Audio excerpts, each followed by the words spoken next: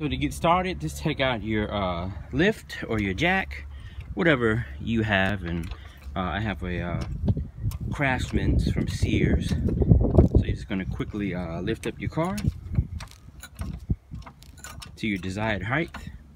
Alright, up next, the fastest way to get these off, I would say, after you jack your car up, is to use the air gun. And I have a Husky, which I like. 17mm to get the lug nuts off, and this just makes it so much faster. And you're off.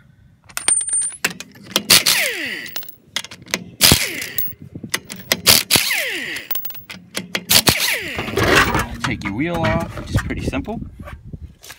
You can move that off to the side. Alright, so up next, what you're going to have to do is take the caliper off, and if you can, see if I can switch you around. See, on the back here, you're going to have 2 bolts. Now I'm not sure, shoot, is it showing it? One, and then there's the one that's right here at the bottom. And those are just going to be 2 17mm, and gotta get my camera right. This is my lacquer thinner. I love that stuff. It works so well. You're just gonna have those, and they're probably gonna be on there kind of tough, but you know, just use some strength or a hammer or something to hold on to the tool and then take it off.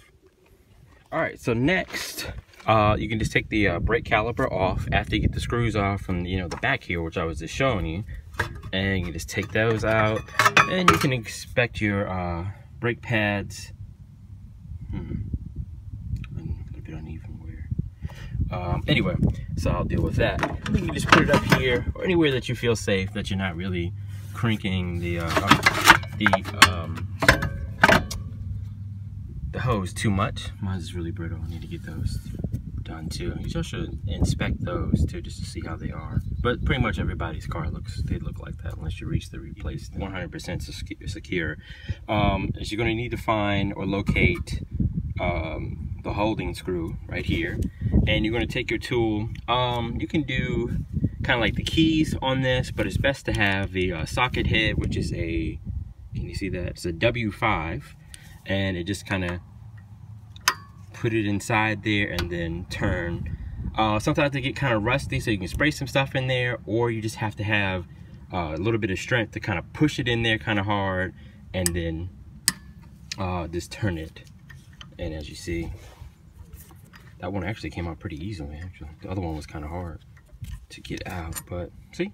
All right, so I had to do some banging. Of course, it's going to be rusty around the side here, so you're just going to take a big hammer or something like that.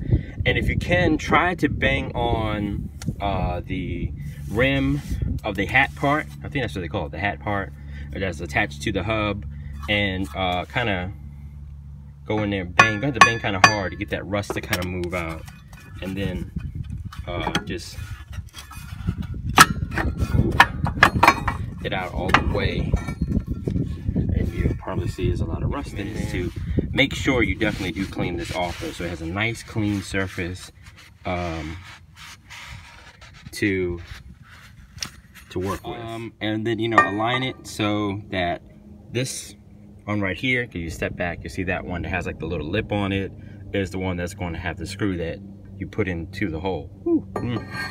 That's pretty bad. Leave that one alone for Jesus. All right, yeah, and just put that on there. It's going to be probably going to need 2 hands to do it, but yeah, I'm not sure if you can see. It's kind of dark in there. Just make sure it's lined up, and if you see the hole, so then you put the screw back in, and you can tighten it back up.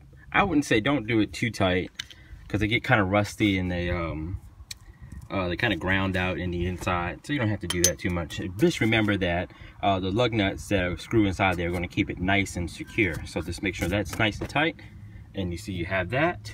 Then just go on to the next step, which is just putting the brakes back on. You get what you can get, you do with 2 hands. So I'm trying to show you, just put it back on there, and we'll come back once it's all right. See, now you just have to kind of get it open. You can use the caliper splitters and get that inside there, and it'll just go back on. Then you have to go around to the other side. I'm not sure how good you can really see, but just make sure that's lined up with there, and you can just screw in the bolts on there if you can see anything. I'm not sure. Just put those back in. All right, then put your wheel back on, and just use your gun.